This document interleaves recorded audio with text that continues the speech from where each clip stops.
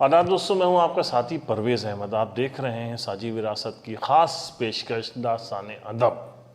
आज मैं बात करूंगा एक उस शायर की जिसके ऊपर पहले मैं एक पूरा एपिसोड कर चुका हूं, और ये एपिसोड भी उनके एक शेर की तरह विवादों में रहा था। पहले मैं उनका वो शेर पढ़ता हूं जिसको पढ़ते ही यकीनन आपकी आंखों में चमक पैदा हो जाएगी, आपको उनका नाम भी याद आ जाएगा। ये उड़ी उड़ी सी रंगत, ये खुले खुले से गेसू, ये उड़ी उड़ी सी रंगत, ये खुले खुले से गेसू, तेरी सुबह कह रही है तेरी रात का फसाना।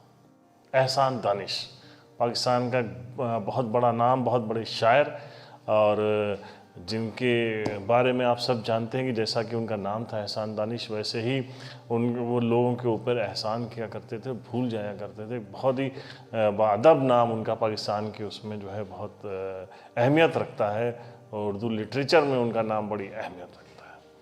बात मैं करूँगा उस शेर की जिसको लेके पिछले 40 सालों से काफ़ी विवाद रहा है। उनका एक शेर था कि मुझे आदत है अपने घर नमाज शाम पढ़ने की, मुझे आदत है अपने घर नमाज शाम पढ़ने की, मेरी मैयत को दफनाना गुरूब शाम से पहले।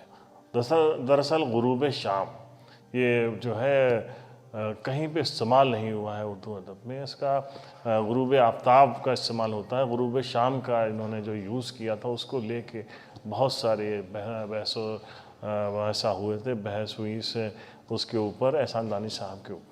मैंने पूरा एक एपिसोड इसके ऊपर किया था, एक लिंक पड़ा हुआ है मेरे इस प्रोग्राम में, आप उसको देख सकते हैं, पिछला एपिसोड देख सकते हैं।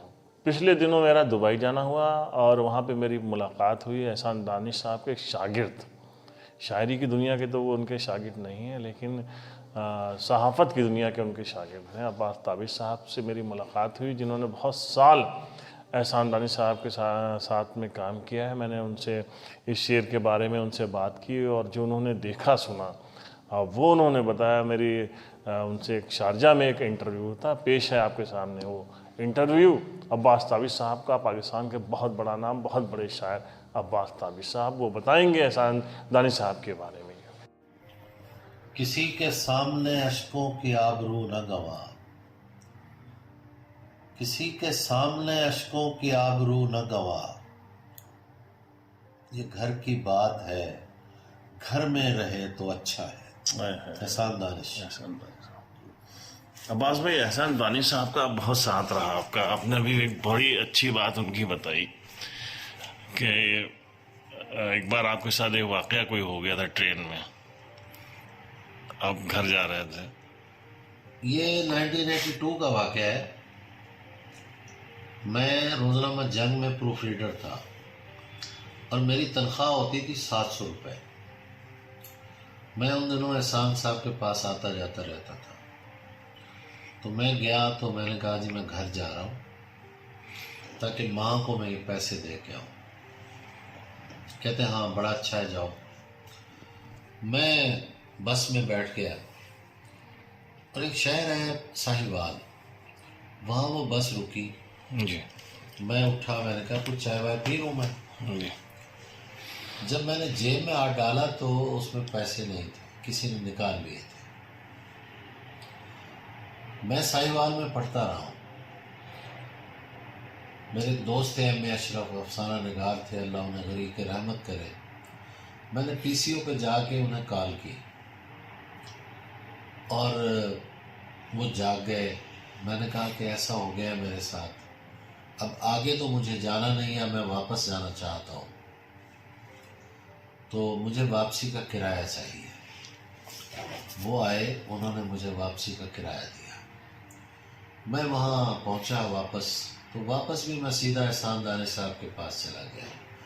एहसान दानिश के पास 24 घंटों में आप किसी वक्त भी जा सकते हैं, वो आपको सोए हुए नज़र नहीं आएंगे। अच्छा। वो हर वक्त या लिखते पढ़ते रहते थे या जागते रहते थे, कुछ सिलसिला था उनका। मैं गया तो वो कहने लगे कि तुम तो गए थे मेल से अपने शहर। मैंने कहा जी ऐसा हुआ कि मेरी जेब से किसी ने पैसे निकाल लिए। उन्होंने कोई बहुत पैसे निकालने वाले को बुरा भला कहा कि इनको नहीं पता कि कौन कितनी मेहनत से ये पैसे कमा के ला रहा है और किसके लिए ले जा रहा है। तो खैर वो तो एक लकड़ी का तख्त बना होता था, उस पर बैठे रहते थे। सामने सोफ़ा था, मैं उस पर बैठा था। मैंने जाने की इजाज़त मांगी तो कहने लगे नहीं, यहीं सो जाओ। मैं तो चाह भी यही रहा था कि वो कहें और मैं सो जाऊं, क्योंकि मैं बहुत थका हुआ था। मैं सो गया। सुबह जब मैं उठ के गया तो घर जाके जब मैंने कपड़े तब्दील किए तो हमारी आदत होती है कि जेब में जो कुछ होता है वो हम निकाल के दूसरे कपड़ों में शिफ्ट करते हैं, जब दूसरा लिबास हम पहने उसकी जेब में। मैंने हाथ डाला तो 700 रुपये थे। तो मैं हैरान हो गया, ये कैसे मुमकिन है। मैं फिर गया वापस। मैंने कहा आपने ये क्या किया? कहते मैंने नहीं डाले पैसे। कहते मैं तो खालिश ज़दा हूँ, मैं तो तख्त से उतर नहीं सकता, मैं कैसे डाल सकता हूँ पैसे। वाह वाह वाह वाह। लेकिन मुझे आज भी यकीन है कि उन्होंने किस हालत में वहाँ से उतर के मेरी जेब में पैसे डाले होंगे। हम एहसान दानिश को कैसे भूल सकते हैं भाई।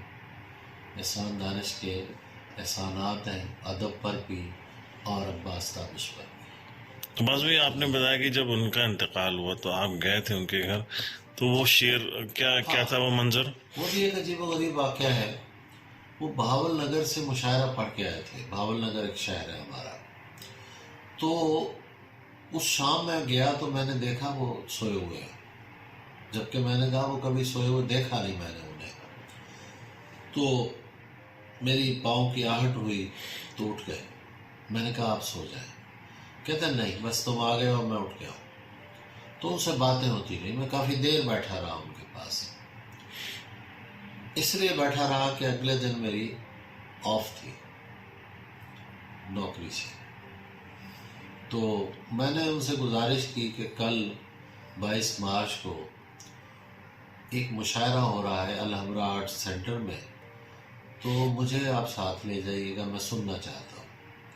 तो उन्होंने कहा कि हाँ मुशायरा सुनना है, मेरे साथ जाना है तो 4 बजे आना। मैंने कहा कि मुशायरा तो रात 8 बजे होगा, तो 4 बजे मैं क्या करूँगा आके। कहते नहीं, मेरे साथ जाना है तो 4 बजे आना। अगला दिन जो था मंगल का रोज़ था, मुझे अच्छी तरह याद है कि उसमें मैं जहाँ रहता था ना टीवी, ना रेडियो, ना अखबार, ना मोबाइल होता ही नहीं था उस ज़माने में। तो मैं अपने हिसाब से तैयार हुआ और वो एक राजगढ़ जगह है, उससे मैं गया उनकी तरफ पैदल चल के। राजगढ़ से अनारकली तक 15-20 मिनट में आप पैदल पहुंच जाते हैं। जब मैं वहाँ पहुँचा तो मैंने देखा कि एक बोर्ड लगा हुआ है और उस पर लिखा हुआ है कि एहसान दानिश का जनाजा 4 बजे उठाया जाएगा। तो मुझे अंदाज़ा हुआ कि वो क्यों 4 बजे बुला रहे थे। खैर हम जनाजे में शरीक हुए। जब उनके जसद खाकी को लहद में उतारा जा रहा था तो वहीं उनका एक शागिर्द था हसरत हुसैन हसरत, तो उसने शेर पढ़ा कि मुझे आदत है अपने घर नमाज शाम पढ़ने की, मुझे आदत है अपने घर नमाज शाम पढ़ने की, मेरी मैयत को दफनाना गरूब शाम से पहले। तो अल्लाह उन्हें करवट करवट जन्नत नसीब करे। मेरे मोहसिन थे, जैसे उनका नाम एहसान है तो एहसान करने वाले थे बहुत। मैं आपका बहुत बड़ी परवेज़ अहमद आपका बहुत शुक्रगुजार हूँ कि आपने एहसान साहब का जिक्र किया। मुझे ये बातें याद आ गई और मैं आपके ज़रिए ये बातें लोगों तक पहुँचा रहा हूँ। अब्बास भाई आप खुद इतने बड़े शायर हैं कि हर इंसान आपके शेर कोट करता है, लेकिन आप अपनी शायरी में या कहीं भी महफिलों में एहसान दानिश साहब के शेर ज़रूर सुनाते हैं। आप उनसे बहुत मुतासिर हैं, उसकी ख़ास वजह क्या? देखिए बात यह है कि जो अच्छा शेर होता है ना, कोई भी अच्छा शेर किसी का भी हो, मैं सुनता हूँ तो मैं समझता हूँ कि उसने मुझ पर एहसान किया है, एक अच्छा शेर दिया है, तो मैं खुश होता हूँ उससे। जी जी। हमारे लोग जो है ना किसी का अच्छा शेर सुन के खुश नहीं होते। मेरे उस्ताद खालिद अहमद कहा करते थे कि जब कोई अच्छा शेर कहता है या किसी को इज्जत मिलती है तो बहुत लोग घर बैठे हुए अपने आप को बेइज्जत फील करना शुरू कर देते हैं। तो भाई अच्छे शेर में खुश होना चाहिए। वो अच्छा शेर कोई भी कहे, वो तौसीफ ताबिश कहे, वो कोई भी शायर कहे। तो एहसान दानिश साहब के कुछ शेर जो आपको इस वक्त याद आ रहे हैं, एक दो शेर वो। तो अच्छा शेर जो होता है वो तो मेरी जिंदगी है। तो एहसान दानिश के बहुत शेर याद हैं, दो चार मैं आपको पेश कर देता हूँ। कहते हैं कि होता नहीं इंसान तो रहता नहीं गम भी, होता नहीं इंसान तो रहता नहीं गम भी, एक रोज जमी ओढ़ के सो जाएंगे हम भी, ये राज कभी तुझ पे खुला है न खुलेगा, है तेरे ताक़ुब में तेरे नक्शे कदम भी। वाह। कहते हैं कि कल धूप के मेले से खरीदे थे खिलौने, जो मोम का पुतला था वो घर तक नहीं पहुंचा। अरे वाह वाह वाह वाह। और ये शेर तो आपने भी हमें सुनाया और हमें बड़ा पसंद है।